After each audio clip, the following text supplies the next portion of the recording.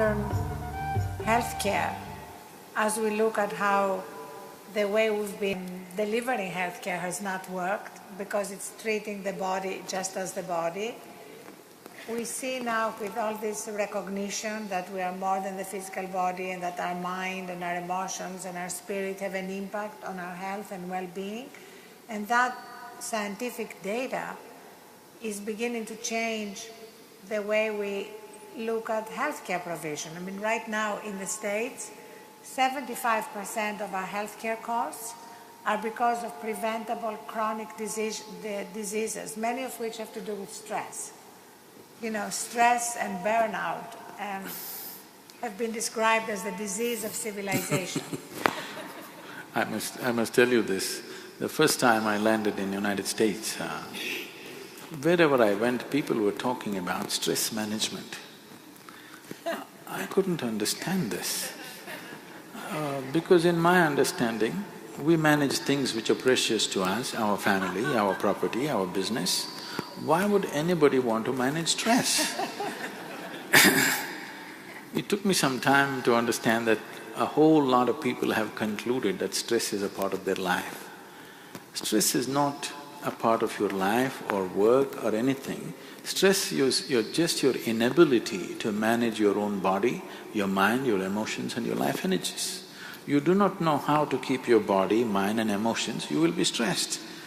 Stress means the inner dimensions of who you are is under friction.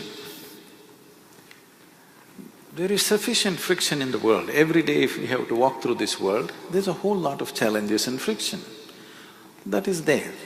But once the friction happens within this machine, within this mechanism, if there is friction, then you become completely debilitating. It becomes completely debilitating, which is something most human beings are experiencing today.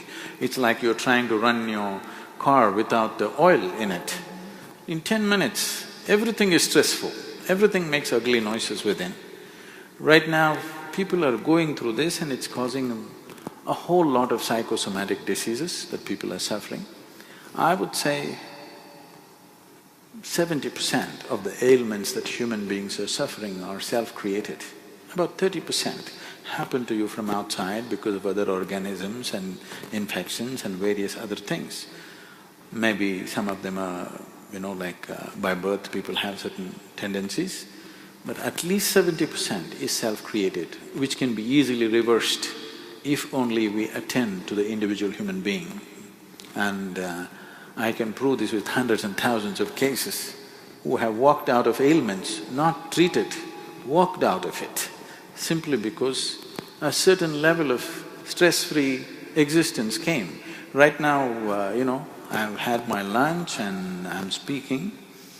If I check my pulse, it's somewhere between 55 to 60. If I was an empty stomach and if I sit here quietly for 5 minutes, this will settle below 40. So there is no question of stress in this one. So when there is no stress, how much maintenance it needs will considerably go down. Right now, we have studies to show you this. A simple 15-minute meditative process, your metabolism drops up to 24% in a conscious state. There is sufficient studies to show that human mechanism can brought to a more easy way of functioning. It is not in a hyper state of functioning. Right now, anything they have to do, they have to pump themselves like this and do it. No, you can propel yourself very gently.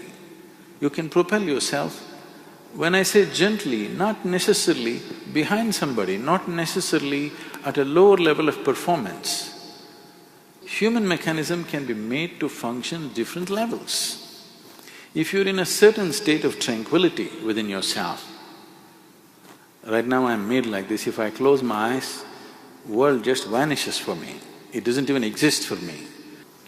So, how you keep the system is important. Now we're talking about this being a World Peace Day. If peace has to happen, human being should know it within himself. Whatever we are seeing as human societies is just a manifestation of what's happening in individual minds.